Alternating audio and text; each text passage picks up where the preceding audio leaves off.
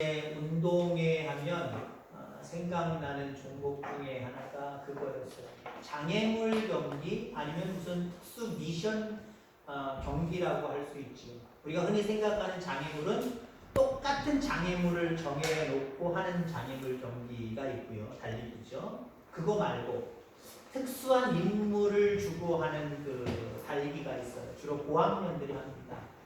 열심히 달리다가 어느 지점에 가면 종이 쪽지가 있어요. 그 종이 쪽지를 아무거나 집어서 열어보는 겁니다.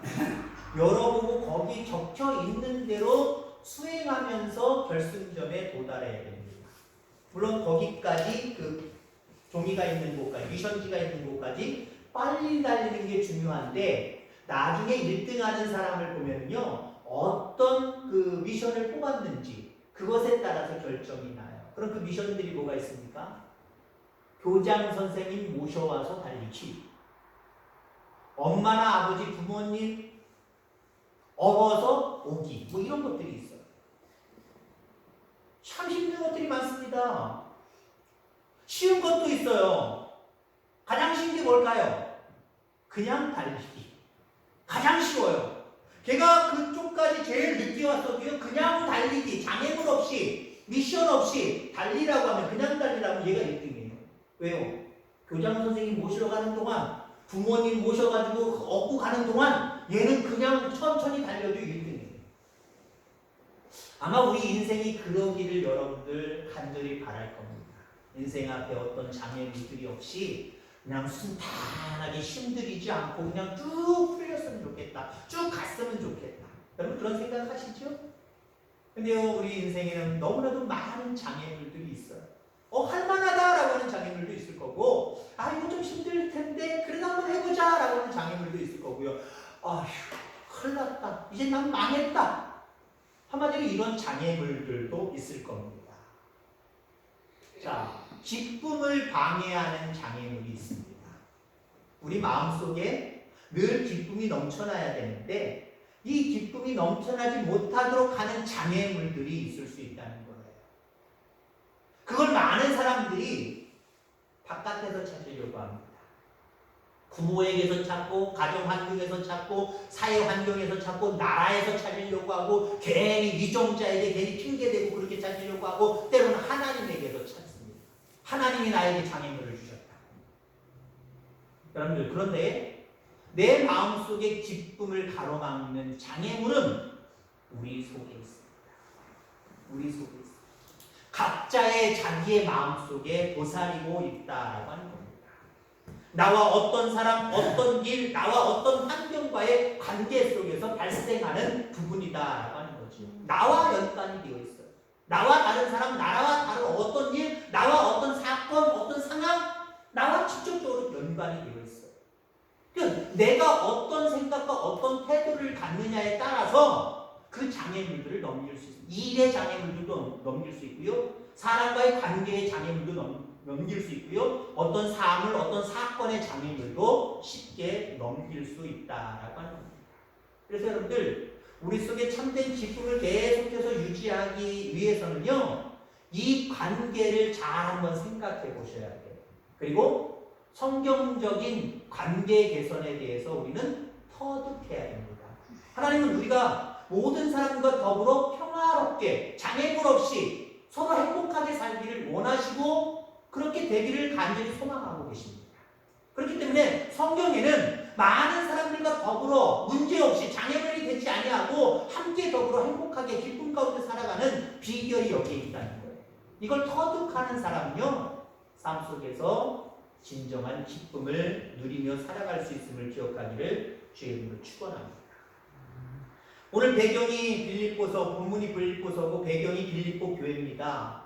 이 빌립보 교회 안에 14절 말씀하는 것처럼 원망과 시기가 끊임없이 일어나고 있습니다. 여러분, 원망과 시기는요, 우리의 기쁨을 막는 무서운 적입니다. 원망하는 사람, 시비 걸고 시비가 일어나는 사람, 그 사람이 기쁨을 누릴 수 있을까요? 그 사람이 있는 그곳이 기쁨 가운데 많은 사람들이 기쁨이 넘쳐날 수 있을까요? 그렇지 못해요. 원망과 시기가 있는 곳에는 절대로 기쁨이 있을 수 없다라고 하는 겁니다. 시비라는 것은요, 원망과 시비가 함께 가요. 내 마음속에 원망의 마음이 있으면 반드시 시비가 그곳에 함께 있게 되어 있다라고 하는 거예요.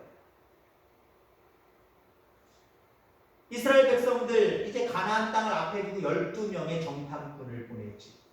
그 중에 10명의 정탐꾼들의 부정적인 보고를 들은 이스라엘 백성들, 마음의 분노가 일어났어요.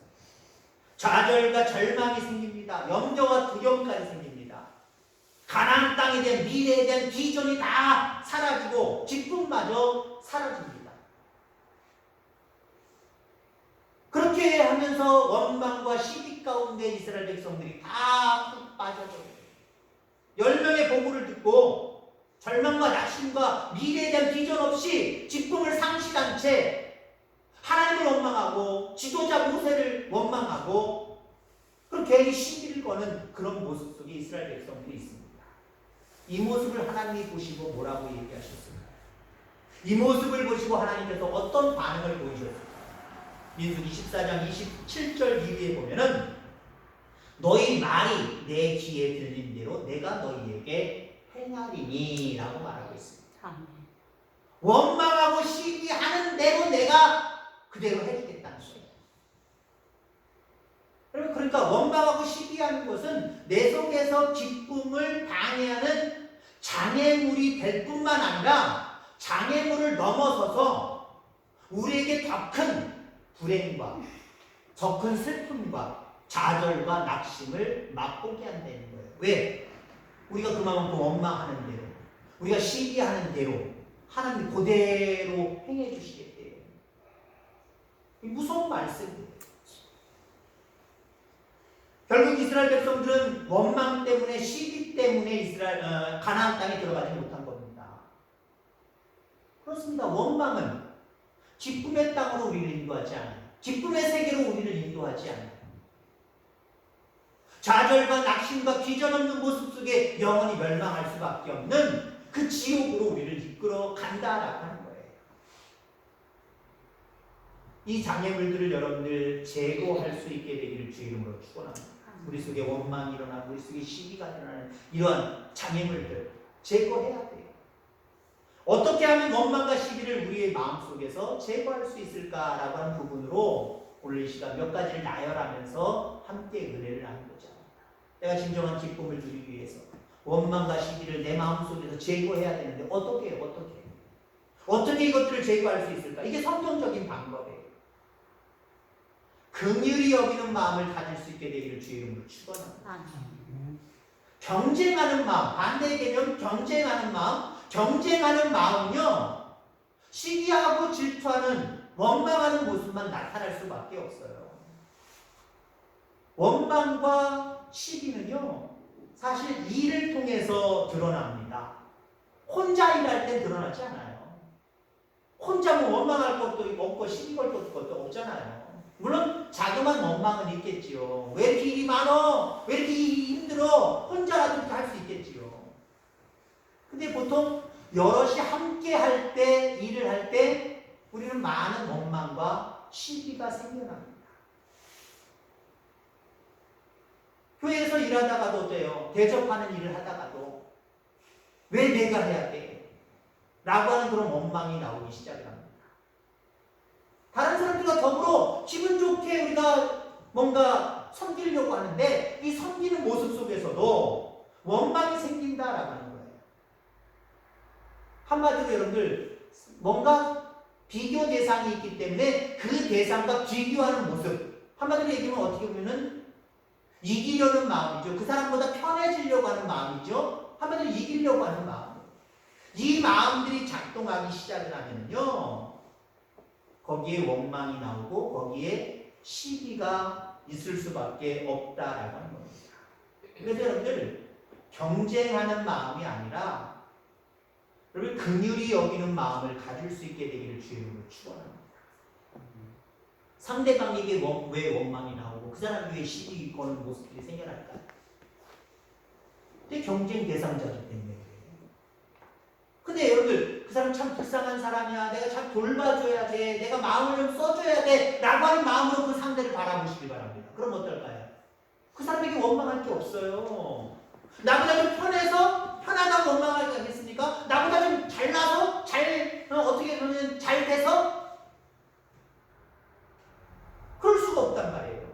경쟁하는 마음이 자꾸 우리 속에 생기다 보니까 결국 원망과 시기는 우리 속에서 떠나가지 않습니다. 불쌍히 여기는 마음.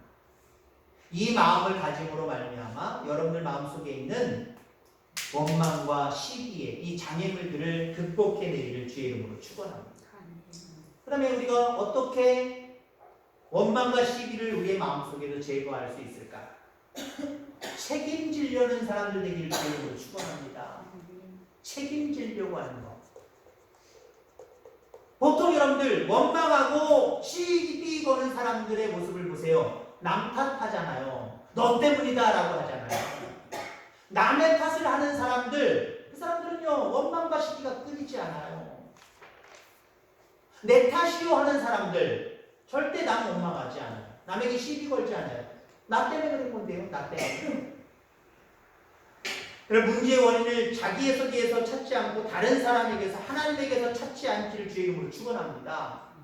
우리가 내가 먼저 책임의식을 가지고 책임지려고 할 때 원망은 사라집니다. 시기는 사라져요. 아름다운 열매는 더 맺혀져 갈 줄 분명히 믿습니다. 책임지려고 하는 마음속에 여러분들 속에 있는 기쁨의 장애물, 원망과 시기가 사라지게 되기를 주의 이름으로 축원합니다. 자, 그 다음에 원망과 시기는 언제 제거될 수 있을까요? 감사하는 마음을 가질 수 있게 되기를 주의 이름으로 축원합니다. 어떤 상황이든지 감사하는 마음을 갖는다고 생각해 보세요. 원망이 왜 나와요? 남에게 시비 거는 모습들이 왜 나와요? 우리는 우리의 인생에서 일어나는 일들 때문에 원망할 때가 참 많이 있을 겁니다. 왜 하필 이런 일들이 나에게 있을까? 라고 생각하면서 우리는 얼마나 원망합니까? 때로는 우리가 가지고 있는 약점 때문에 원망할 때가 있을 겁니다. 그것이 장애물이 되어서 우리를 더 기쁨이 아니라 괴롭게 만들고 있다라고 하는 거예요. 여러분, 장애물을 제거하는 방법이 있습니다.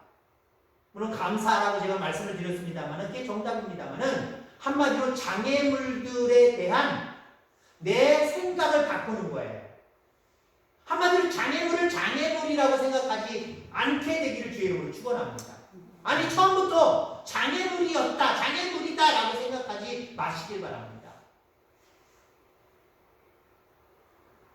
이스라엘 백성들이 가나안 땅에 들어가서 그 땅을 점령하는 것, 하나님의 말씀대로 그 땅을 다 차지하는 것, 이들이 지금 왜 원망하는 거예요? 왜 못 들어간다고 얘기하는 거예요? 거기에는 아람 자손들이 있다는 거예요. 원주민들 6족속들이 그 강건한 모습으로, 건장한 모습으로 지키고 있다는 거예요. 그러니까 우리는 거기 들어갈 수 없다는 거예요. 그들과 싸워서 이길 수 없다는 거예요. 생각을 바꿨으면 얼마나 좋을까요? 그들은 우리의 밥이다. 두 사람이 여호수아와 갈렙이 보고한 대로 그들은 우리의 밥이다. 그런 생각으로 이스라엘 전체가 똘똘 뭉쳤다고 한다면 왜 뒤돌아갔을까요? 안 돌아갔지요. 바로 요단을 건너서 가나안 땅을 향했을 거예요. 생각의 차이였어요. 생각의 차이. 장애물을 장애물이라고 생각하지 마시길 바랍니다. 더 적극적으로 나아가서 가나안 땅의 원주민들 강하고 모한 사람들이 있다고 할지라도 하나님 그냥 가서 차지하면 싱겁잖아요. 그래서 그들과 싸워서 하나님 대신 싸워주실 것이기에 우리가 이길 거니까 참 신나네요. 감사합니다. 그럼 얼마나 좋았을까요? 여러분들 신앙인들은 그런 거예요. 생각해보세요. 거기에 있는 원주민들 무서운 사람들이 사실은요 실질적인 모습으로 보면 무서운 사람들이에요. 블레셋과의 이스라엘 백성들과 싸움에서 골리앗 무서운 사람 맞아요. 별것도 아닌 사람으로 우리는 쉽게 우리도 착각할 수가 있어요. 야, 다윗 어린 소년이 가서 한 방에 쓰러뜨렸으면 별것 아니었었잖아. 아니요, 대단한 사람이에요. 근데 여러분들 이스라엘 백성의 군인들과 다윗의 생각은 차이가 났어요. 많은 군사들, 거기 형들도 포함되어 있죠. 사울 왕까지 있죠. 야, 우리가 전쟁을 이길 수 없는 큰 장애물이 저 앞에 있다. 저 골리앗을 어떻게 무너뜨려? 우린 안 돼. 아이고, 왜 하나님, 우리 하나님의 백성이 더 키 크고 건장한 사람이 없이 왜 저 나라에만 저런 골리앗 같은 사람만 주셨습니까? 그 속에서 그렇게 원망했을 거예요. 그래서 시비를 걸었을 거예요. 다윗은 강하면 강할수록 하나님의 능력이 더 위험이 높여질 것이기 때문에 그의 마음속에 제 개인적으로 생각할 때 감사하며 뛰쳐나갔을 것 같아요. 감사하며 하나님 감사합니다. 나랑 기등기등한 사람과 싸우는 것이 아니라 나보다 훨씬 월등한 저 하나님을 모욕하는 저 골리앗과 싸우게 해주셔서 감사합니다. 전쟁은 여호와께 속했습니다. 만군의 여호와 이름으로 나아갑니다. 빵! 감사하며 나아가니까 한마디로 승리할 수 있었던 거예요.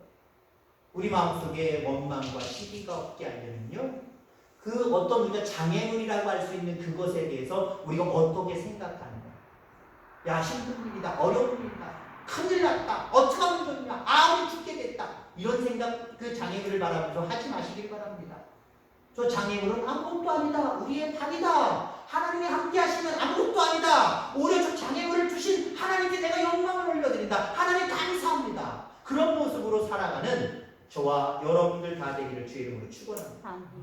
자, 그리고 우리가 원망과 시기를 제거하기 위해서는요, 부정적인 말이 아니라 긍정적인 말들이 우리 속에 있게 되기를 바랍니다. 어쩌면 원망과 시기는요, 습관이에요. 누가 원망합니까? 하는 사람이 늘 해요. 누가 시기에 익숙하고 시비를 겁니까? 늘 하는 사람들이 그래요. 이 습관을 깨트리는 가장 좋은 방법은요, 다른 습관을 갖는 거예요. 긍정적인 습관으로 갖는 거예요. 덕을 쏘는 말, 긍정적인 말을 하는 습관으로 바꿔버리는 거예요. 그러면 원망과 시기가 있을 수 없다라고 하는 거지. 이렇게 살아가는 저와 여러분들 되기를 주의 이름으로 축원합니다. 자, 마지막으로 우리 속에 있는 원망과 시기를 제거하는 방법이 무엇이 있을까? 하나님이 주시는 능력을 따라서 살아가는 저와 여러분들 되기를 주의 이름으로 축원합니다. 우리가 원망과 시비를 하는 사람들의 그 근간을 살펴보세요. 어떤 장애물이라고 할 수 있는 그 문제를 앞에 두고 나는 저 장애물들을 도저히 넘어갈 수 없다라고 하는 패배의식이 그들 속에 있는 거예요. 나는 못한다. 큰일 났다. 나는 졌다. 나는 이제 망했다. 그 장애물이 너무 크기 때문에 자기의 능력으로는 도저히 할 수 없기 때문에 원망과 시비가 나오는 거예요. 근데 우리 앞에 그걸 두신 이유는 하나님께 다 있어요. 그것으로 인해서 여러분이 고통당하고 고난당하고 늘 슬픔 가운데 패배의식을 가지고 영원히 멸망하라고? 아니요. 그러한 부분들을 통해서 극복해내고 승리를 맛보라고, 그 장애물 너머에 있는 큰 은혜를 맛보라고 우리에게 그 장애물들을 허락해 주신 거예요. 그럼 그 장애물들 어떻게 넘을 수 있을까요? 어떻게 극복할 수 있을까요? 하나님이 주신 힘을 받으면 돼요. 하나님이 주신 능력을 받으면 돼요. 다윗이 겨우 말 하나 능동적으로 아니면 긍정적으로 나는 이길 수 있어, 나는 할 수 있다, 할 수 있다, 할 수 있다 그러고 간 거예요? 옛날에 펜싱 대표 우리나라 선수가 몇 년 전, 한 4년, 8년, 뭐 10년도 더 됐을 거예요. 지고 있는데 그 TV 카메라에 잡혔잖아요. 나는 할 수 있다, 나는 할 수 있다, 나는 할 수 있다. 계속 되뇌더라고요. 결국 역전시켜서 금메달을 땄었잖아요. 이름은 잘 모르지만. 다윗이 그저 자기를 체면 걸듯이 난 할 수 있다, 난 할 수 있다, 난 이길 수 있다, 이길 수 있다. 그래서 이겼을까요? 만군의 여호와의 이름으로 나갔어요. 만군의 여호와의 이름. 한마디로 하나님의 힘을 입었단 말이에요. 하나님의 힘을 등에 업었단 말이에요. 그리고 나아갔더니 다른 사람들, 형들, 군인들, 이스라엘 백성들 안 돼, 도저히 이길 수 없어, 너무 큰 장애물이야, 우리 이제 망했어, 그랬던 사람들 앞에서 어떻게 됐어요?